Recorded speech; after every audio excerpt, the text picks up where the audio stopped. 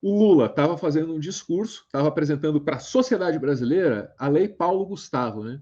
Aí o inesperado aconteceu, assim. Vamos ver. A mulher tá morrendo, Lula. Nosso povo tá morrendo, Lula.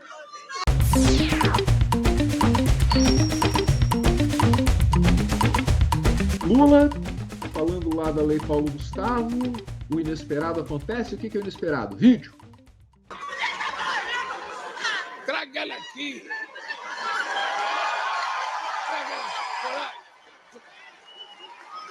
Traz ela aqui.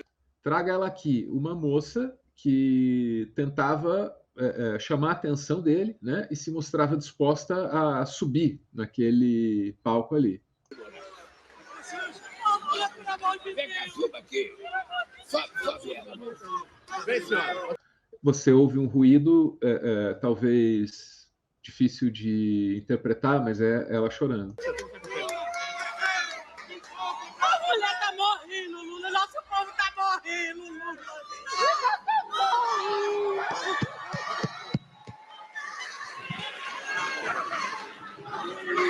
Pelo amor de Deus. Pelo amor de Deus. Pelo amor de Deus.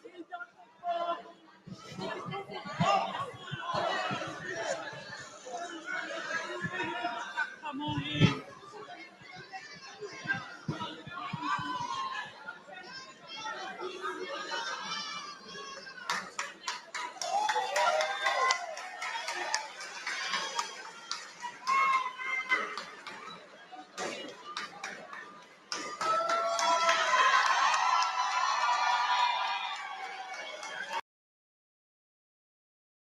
Se tiver faltando um pouquinho de contexto, fiquem tranquilos que a gente vai tentar compreender na sequência, tá bom? Vamos só acompanhar a cena primeiro.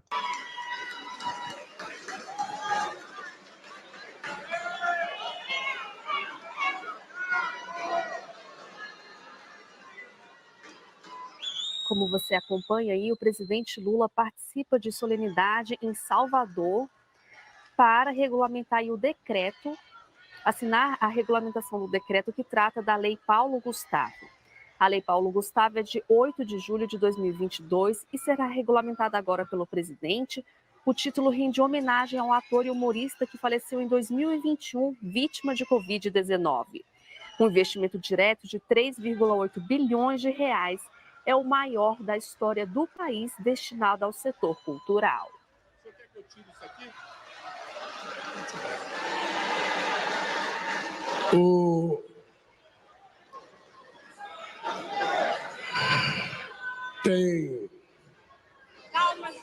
Tem no Brasil muita gente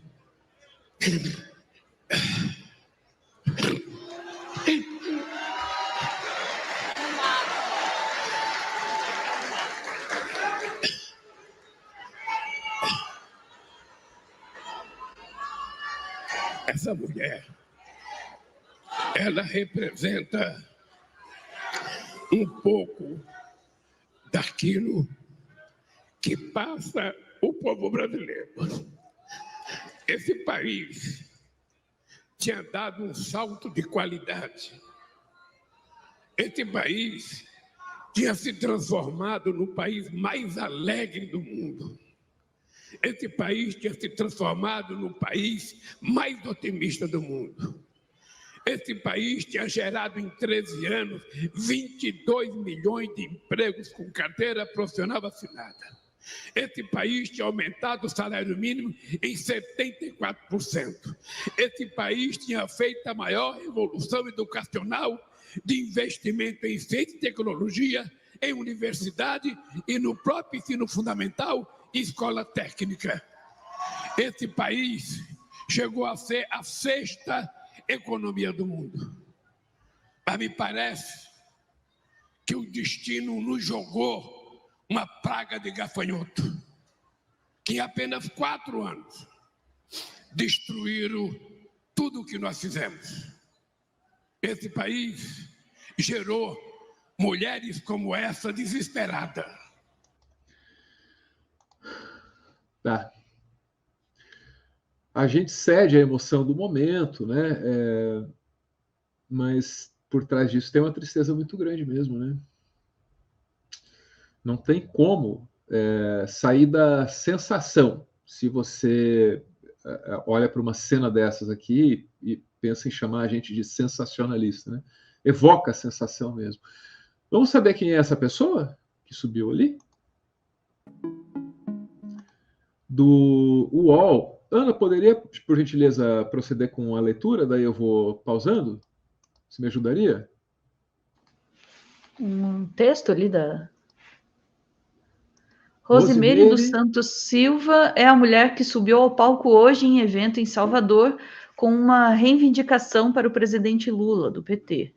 Beleza, e o que ela queria? Vamos ver se o UOL informa a gente. Então, aí as imagens então da Rosimeire, né? A gente vê ela subindo ali no outro ângulo, Ana. O que a gente tem ali? Ela é representante do Quilombo Rio dos Macacos e entregou um documento para Lula que assinou e deu como recebido.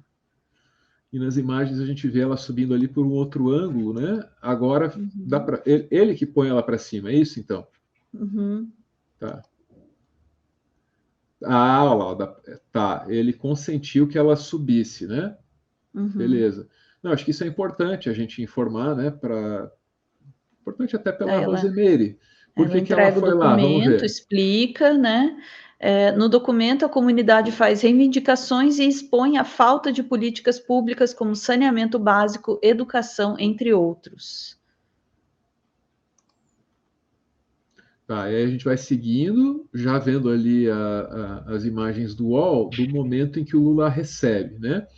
Na transmissão oficial da TV Brasil, que a gente assistiu agora há pouco, o áudio desse momento ele também não é compartilhado conosco. A gente não ouve o que está acontecendo ali, né? A TV Brasil corta o áudio e aí pouco depois entra a locução. E agora, Ana? Rosimeire é uma das líderes do Quilombo e aparece em conteúdo sobre a comunidade há anos.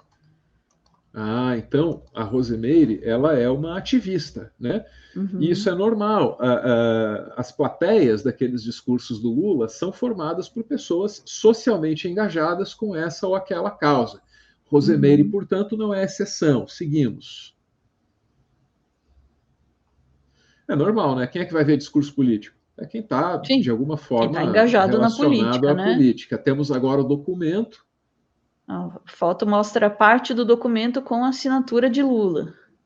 Ah, legal. O UOL já ter tido acesso, porque a gente está falando sobre isso em cima do fato, hein? O UOL está com tudo. O UOL está com tudo. Não, muito boa a explicação, porque realmente eu vi ele assinar, não estava entendendo o que era, né? Assinar para garantir que ele recebeu aquele documento, né? Interessantíssimo, né? Ana, quer rever a cena? Eu vou colocar a cena aqui enquanto eu te ouço, tá? E aí, me conta. Já não é a primeira vez que a gente vê o Lula se emocionar, especialmente quando são temas que tratam da fome, da dificuldade das pessoas que mais precisam no país. Não é a primeira vez que a gente vê uma cena dessas. E que a gente percebe que isso toca, né, profundamente, né, o Lula, muito possivelmente em função de todo o histórico dele, né, e a gente vê que isso pega, assim, pega num nervo, sabe? Então é muito importante ver uma participação dessa e que a Rose tenha conseguido um espaço, né, para trazer uma reivindicação legítima da sua comunidade, e ver que essa reivindicação é recebida dessa forma. Claro, eu gostaria que essa reivindicação tivesse chegado antes, né, e eu acho que isso também deve ser uma preocupação, né, do presidente, né? Essa reivindicação aqui, ela tem que aparecer, ela tem que chegar, né?